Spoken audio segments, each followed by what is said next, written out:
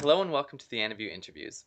I'm lyzl, and today I'm here with Alex, called iedit4failure on the Aniview forums. So, Alex, can you introduce yourself and tell me a bit about your anime history? Hi, I'm Alex, and I've been watching anime ever since I was a little kid, from Digimon to Pokemon, mostly the anime that was streamed on Cartoon Network and all that stuff. But I didn't know what it was until, I don't know, about 3 years ago. And that's when I started to get into the whole craze. And then 2 years ago, I started video editing for AMVs and whatnot. Awesome, that's a perfect introduction. So, as you probably know, my first question that I ask everyone, what is your favorite series? And if you don't have one, what's a series that best describes your taste in anime?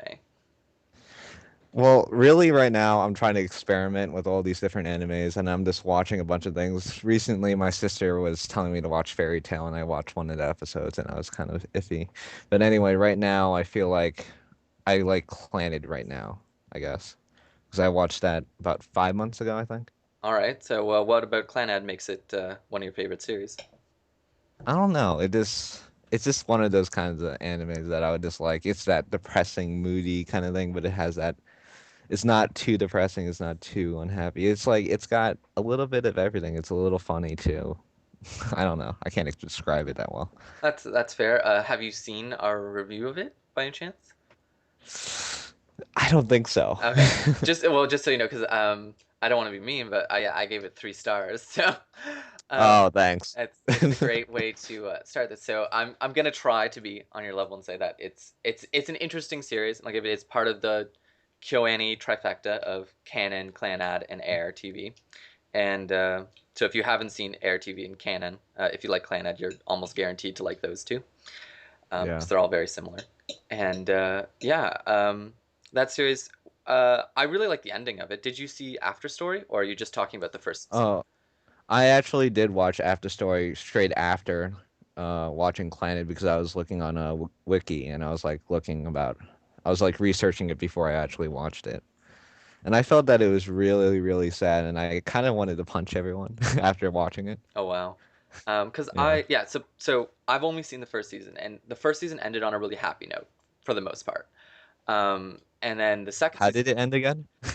it well, ooh, spoiler alert for anyone who's listening, but it ends with I don't remember names, but the female lead, and she does her play in front of everyone, and Oh everyone's so yeah. proud of Okay. her and whatnot.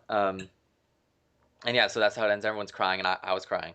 Um, it was good, Hmm. crying of happiness, and Yeah. yeah, and so I enjoyed the ending, but I felt that the overall series buildup was just a little bit too melodramatic to me. Like just they seem to cry and get worked up over a lot of stuff that I didn't think really was that big of a deal, but seemed to be a big deal to them. That was just my take on it, and that's how I feel about most QA shows. But Hmm. yeah, so but some people really, really get into them, so that's I don't know. It's so. just my cup of tea, but I could see where you're coming from. How it's always got this like idea of being sad over nothing kind of thing. I don't know. I also did feel it had a little bit of a trick in that. Did you ever notice in those scenes where like they'd be looking out a window or under a street lamp, whatever, and there'd be like this magic fairy dust around them, and it's just like it Yeah, seemed yeah, like yeah, a yeah, magical yeah, moment. yeah. And I was like, okay, so are Exactly. they gonna do something supernatural, crazy, or anything? Nope. Like it's. No. I'm just like, oh, No, it's I was just like, to accentuate that kind of yeah. feel. But I was like, I was really looking forward to seeing something like I don't know, supernatural or weird happen. Like I'm actually, a Shinto priestess 1,000 years old or something like that. It's like, oh my god. But no, no, that didn't happen. Just spoiler alert for anyone, They're that just doesn't happen. normal people kind of thing, But that doesn't mean it's a bad series or anything. That was just a weird expectation I had, and it was just like it never really panned out. So whatever. So uh, any other series that just describe your taste, just so I can get a feel for what type of anime you enjoy. Um, I remember last year at the what is it? New York Anime Festival. I picked up Samurai 7 and which was what my aunt introduced me to actually with the first DVD. And then Ergo Proxy, I bought the box set and that was pretty good actually. I like that. So uh, I haven't seen Samurai 7, so I don't have much to say about that one. I've seen what it looks like and what it's like, and I honestly, have you heard of Samurai Champloo? that series? Oh, I love Samurai Champloo. I actually have it. So Samurai 7 seemed very similar to that to me in some ways. I mean, they're obviously different too, but it's just like, Actually, in a lot of ways, it's similar, but not. It's not the same. Samurai Champloo is a lot more fun. yeah. So I watched Samurai Champloo, and I just I I respect it. I gave it a good mark and everything. I don't think we reviewed it yet though, but I did give it a good mark, and I did enjoy it on some levels. But I for me, I'm all about the like hardcore, interesting story, and Samurai Champloo is all about the style, the weirdness of the characters and whatnot, and just going off on adventures. And I tend to not love those Hmm. types of shows. So for me, I knew what that was about. So I never really never really went to see Samurai 7 because I knew that it would be somewhat similar. But with Ergo Proxy, I've seen 6 episodes of that, and I have dropped it I think 3 times. I've It just was. It's actually really hard to continue with. I yeah. mean, I was actually. This is one of the animes that I had to not watch when I was, I don't know, 12 o'clock and 12 a.m. You know, you can't watch it at night. You got to watch it in the morning when you are all awake and pepped up because this anime is, I don't know, it drags on. hmm that's It, exactly what I felt. It's like I thought it was good. Like I was like, this is good, but I'm like, I can't it's listen to good, but talking it's like for hard to watch. yeah. There's like nothing It's actiony ever happens. It's just so subtle and so like talking and oh, I have to move over here. 10 minutes later, I have driven in my car and moved over here. That's good. Um, yeah. So yeah, that's basically my take on Ergonomics. But it is one I want to finish because I love like psychological stuff, and it does have some of that to it. So and like sci-fi and whatnot. Mhm. So yeah, next question. What makes anime an interesting medium for you? Why do you enjoy watching anime as opposed to anything else?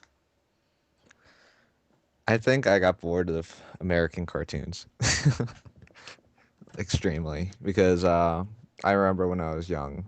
Well, I'm still young, 16, you know. So, but when I was 8 to 10, I remember going to my grandparents' house and my they would have Boomerang, which is like the old TV shows and all that stuff, Tom and Jerry and everything. hmm So that's what I watched for 2 or so years. And then eventually I started getting more into the whole Pokemon, even though I was pretty old. Yeah. And then I felt like that wasn't enough. And then when they started showing Naruto, I know it's kind of sad, but No, it's fine. uh, no, I got really into Naruto, and that's what got me hooked on all these other animes. I guess that's my what do they call that in drug terms? Like, Gateway drug. yeah, yeah, that was my gateway anime. And no, my second anime that I watched, my first one was Loveless, which is a random one that's shown an eye and whatnot. I don't know how I ended up watching that one first, but watched that 13 episodes, finished that, and then I watched Naruto next, and I watched like 100 and something odd episodes of that. That was my second series, and Leon's first series was Naruto. So no shame in it. It's a fun series to watch. Certainly, it's just with the amount of filler, it does get really annoying. Yeah, I felt that I could skip through the filler and get to the story. Yeah. But yeah, I finished the whole series, but then didn't continue on with Shippuden. I saw the first two Yeah. episodes of Shippuden, and I'm like, it's good, but it's like I don't really feel like watching another 200 episodes of this. Like, not. What I did was I after watching I believe 50 episodes of Shippuden I believe it's 50 until they get to the filler when anyway, it's a bunch of like stupid things. Anyway, and then I started reading the manga or whatever you want to call it. Yeah, and interestingly enough, so I'm 21 right now, and so I started watching anime exactly 5 years ago. So I guess I would have been 16 when I started Mm. watching, and oh no, exactly 4 years ago. So I would have been 17. So I hadn't even started watching anime, and you've Oh, watched. really? Yeah, so you I'm at 140 series watched now. So if you go for another 5 years, you could have that many watched. I don't even know. Maybe you Yeah. do have close to that many watched. No, I have around I think 60 now. I'm not sure. Yeah, I'm an obsessive. Like I not for most things. Like I have no idea how many video games I've played or things like that. But anime, it's one of those things where it's like when you people who are anime fans when they watch it, it's all about you start the series, you finish the series, and then you like know that you finished that Continue. series, and you go find a new one.